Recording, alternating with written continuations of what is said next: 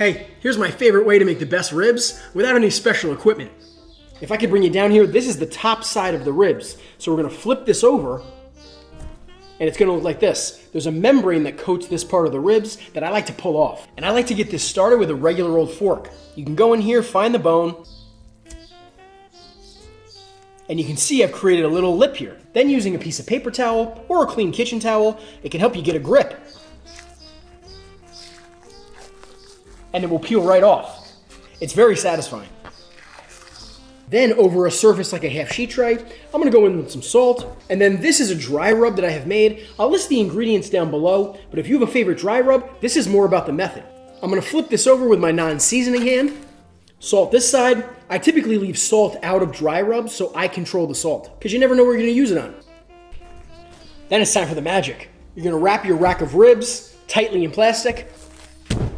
Then in a sheet of foil, I'm gonna place the top side of the ribs down, fold over one time, fold over this way, then fold each of my ends in.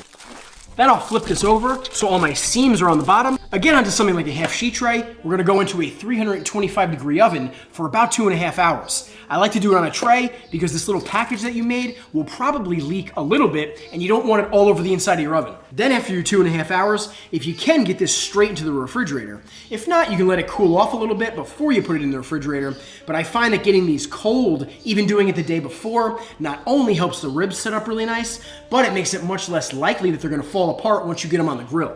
I feel like it's my birthday. Once it's cold, you can tear into this thing and you can break this plastic open. You might have to cut it, but as it cooks in the oven, this plastic almost forms like a little sealed package. Plus it will steam your ribs, almost braising them in all that seasoning. Then get yourself some barbecue sauce. This can be a vinegar-based barbecue sauce. It can be your favorite or even a homemade barbecue sauce. But because these are cold, we can pick these right up. And remember, these are fully cooked. We're just gonna give them a nice char. If you don't have a grill, you can absolutely do this in a 500-degree oven or even under a broiler. Just keep your eye on it. And when it comes time to move these, I like to use a metal spatula and a pair of tongs. I can slide this under my ribs, then use my tongs to pick it up and just move it around the grill. But you can also use 2 pairs of tongs. Just pick up each side, flip this over, and we'll give it some more barbecue sauce. This is really up to you how crusty you want these ribs. Then if it helps you, you can stand this up. Remember the side that we pulled the membrane off? But you can see where the bones run. And follow me if you have that dry rub recipe that just can't be beat.